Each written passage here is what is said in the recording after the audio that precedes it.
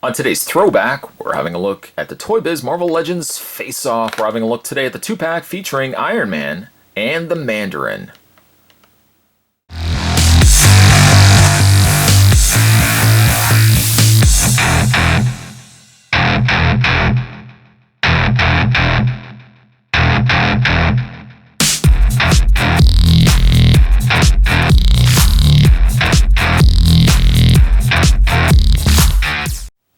So I wanted to go back and re-review a lot of his Marvel Legends figures, just kind of give them an update. And some of the figures that really made my list for wanting to go back and revisit were like some of my personal favorites, and really some of them that kind of bothered me as well. And I wanted to revisit this particular lineup, this particular 2-pack with Iron Man and Mandarin, just because of the popularity of Iron Man and how far Iron Man has come. I figured it was a good chance for me to go back and revisit this particular 2-pack. It does have Marvel's arch enemies, Iron Man and Mandarin.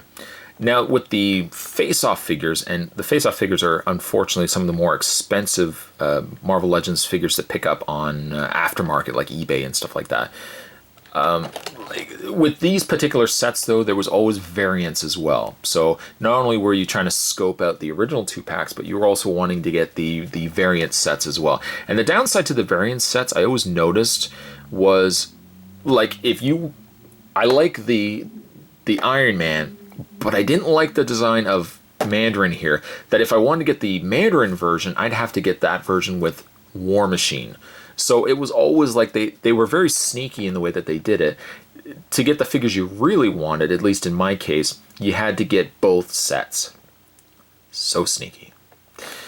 On the back of the package, though, this is exactly actually what I'm talking about here.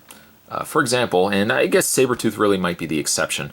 The Wolverine Sabretooth 2-pack I never picked up, but I kind of wanted to. The Iron Man and Mandarin, you can see the War Machine and a much nicer, if you ask me, Mandarin unmasked.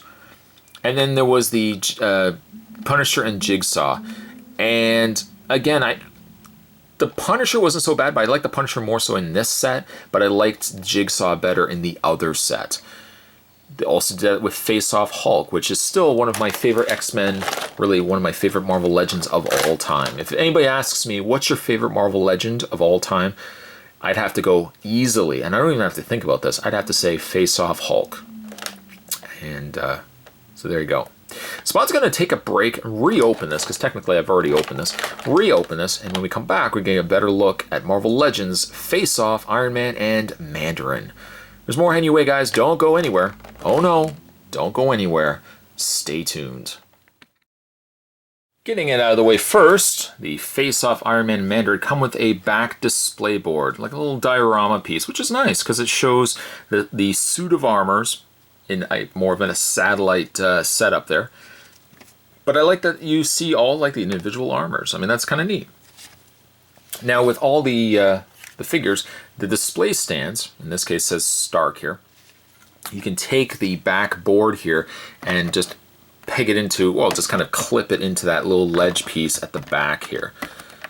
What you can also do too is take this back section and pull it out. There's a little section right here, a little tab that slides out, and I think it actually slides out, there we go, it slides out again. So depending on how far back you want it, without knocking the figures over, of course, you can have the display board. Let's actually set that up with the display board and put that in place like so. You can also, I'll just take these figures, move them out of the way. You can also get these 2 included display stands, and they have little neck pieces, little interchangeable, well, articulated neck pieces, and they clip into these stands as well. And depending on how you want them, you could have, Mandarin and Iron Man kind of just in midair, kind of battling one another. You can do that if you want to. I'd be just more inclined to display them as they are standing on a shelf. You know what? Let's have first a look. I'm going to put Iron Man there. Let's first have a look at Mandarin. And for me, like, it's not a bad-looking Mandarin. I mean, it's pretty nicely detailed, right down to the fact that even though he's got painted fingernails, he does have all the rings on his hands, and that's a nice touch. The downside, though, is even though the comic included has him wearing this outfit. In fact, hold on, give me 1 second here. reaching down below, I should have really actually brought this in first. The comic included for this is Iron Man 311. And if I just move this out of the way, you can see that it's the same outfit that Mandarin is wearing. It says Unmasked by the Mandarin, starring Force Works and War Machine. So it's the same armor, but you know, it's just not. It's not really my thing for how I want the Mandarin displayed. I don't mind it, but I like the Unmasked Mandarin a lot more. He's kind of got this helmet face going on. He's got these yellow eyes, which is a really nice looking effect. And you can see the hair on the underneath. Right there also is that peg point for the stand. Right there, the back stand there, that can be pegged into place there. Also the problem with Mandarin here is they haven't perfected by this point in the game, and keep in mind these are older figures, they haven't really perfected how to put something over top of like an existing figure to allow for articulation. It's a dense rubber that they've put over top of a standard body. In fact, on the underside, there's nothing more than just a basic black body. You can't really move the arms though, that's the thing, and I wouldn't even suggest moving them too much, because we don't know how much stress is going on in those arms inside. You don't want the arms to break. So when it stands for his articulation, pretty much what he's doing right now is all he's going to do, which is the downside. It's a shame that they couldn't have given this like a cloth treatment or something where you could have had them displayed. You could have actually done a little bit more with the arms. And so that's one problem. He still has articulation in the hands. Really, though, he's got the flat palm articulation, so when you bend his fingers, they all bend at the same time. It works for this figure because you're not really seeing a lot of it anyways. He does have leg articulation, but again, what are you really going to do with it? You can move the legs, you can move the feet and the toes, sure enough, but yeah, the underside of him, you're really not going to do too much movement out of Mandarin here. He does come with a couple of accessories. These little flowery, these little flame attack pieces. They're like a dense rubber material. You can slide them over his hands. It's all right, but like you really, like it just looks like he's trying to propel himself out of the ground into the sky. He's just like, you know, it's. If you could have bent his arms a little bit more, I would have said it's not that bad. At least it looks like you can do something, but because his arms are kind of pre-posed down, you know, they're down, angled down like this, putting these little fire attachments in his hands only make him look a little more ridiculous. So I would just, you know, leave these to the side altogether. Mandarin, again, if you're going to get this set, or if you really want the Mandarin, I would say like get the one with the War Machine. Again, they're really expensive, but I would say try to pick up the set that has the War Machine. At least you would have the unmasked version of Mandarin, and personally I think he looks a lot better than this one. That aside, and actually by the way, for rating, though he looks impressive, the articulation really is hindered. I'm going to only give him a 6.5 for the Mandarin. Taking him and just putting him against the display stand, He's not too top heavy either. I mean, he stands, I guess because his arms kind of bow out, he just basically sits like like an umbrella, you know, like an inverted umbrella. When you get to Iron Man here, I was going to say War Machine, but when you get to Iron Man, he's a good looking figure, though he's really plagued with quality issues. The reason why I want to get this particular set was because this reminds me of the Marvel vs. Capcom Iron Man, which I believe I actually mentioned during the video when I first did this review. It looks a lot like the Marvel vs. Capcom Iron Man. It looks like it's taken right out of the game. That head specifically looks very much like he did in the game. Now you can take the plate, just take your fingers there and pull off the plate, and inside is a really squished Tony Stark. His face looks really squishy. Would I display him without it? Probably not. Let's just put the mask back on. It clips in more so by friction. It doesn't look like it actually sits in a little clip or pegs in. Just kind of sits wedged into this open area where the faceplate goes in. The big problem with this figure, and even something I mentioned then, was the yellow paint. The yellow paint, I think the basic coloring, that the plastic coloring in this figure is red. all the yellow accents on top of the figure is paint. The downside, though, to it is it's really goopy and gloppy. The back, you can kind of see where the color underneath is bleeding through. Like, putting yellow on red never seems to work, unless you can do like a yellow plastic and paint red. Sometimes that works, but painting something yellow over top of a darker plastic, unless they do a good enough job, you can kind of see a lot where the bleeding shows through, especially in his arms. The big culprit, though, is the flaking of paint.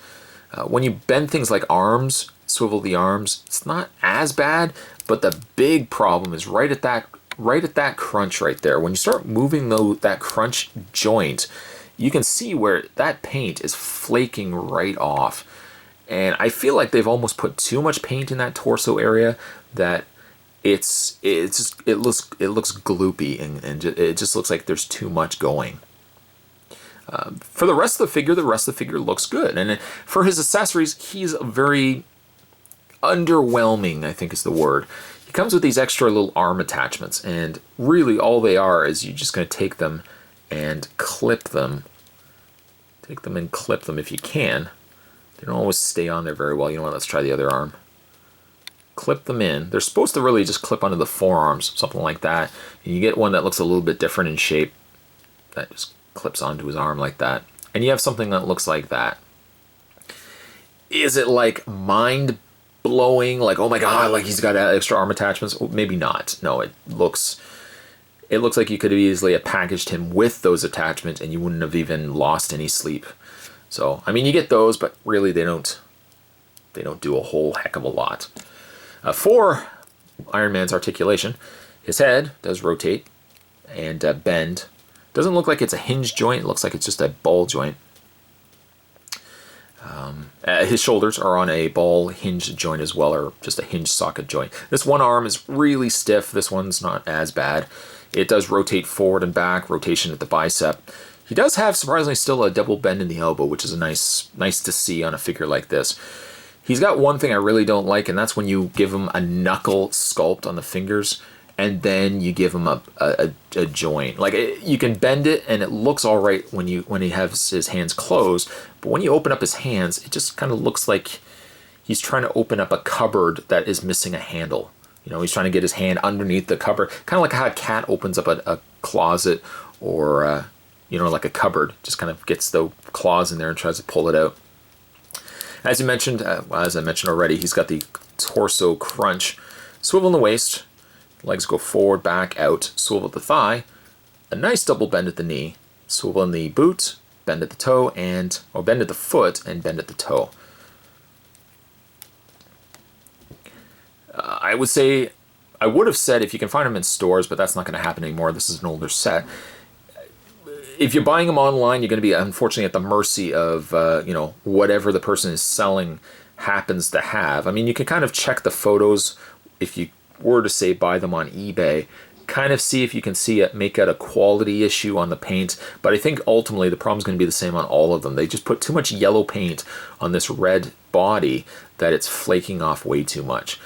But if you want like a good Iron Man, despite the paint, if you want a good Iron Man that looks like something from Marvel vs. Capcom, good figure to go with. Just the paint is really what's killing it for this figure. Sculpt, if I factor sculpt in, but I take away the quality problems, I'm going to give this Iron Man a 7.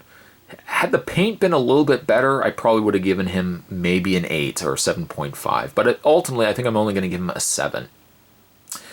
Today's throwback, we were having a look at the Toybiz Marvel Legends. We're looking at the Faceoff series featuring Iron Man and the Mandarin. Really good Mandarin, or really good Iron Man. Iffy on the Mandarin. Stay tuned, guys. Spot's going to have more throwbacks heading your way, more videos also heading your way. Thanks for watching. I'll see you next time.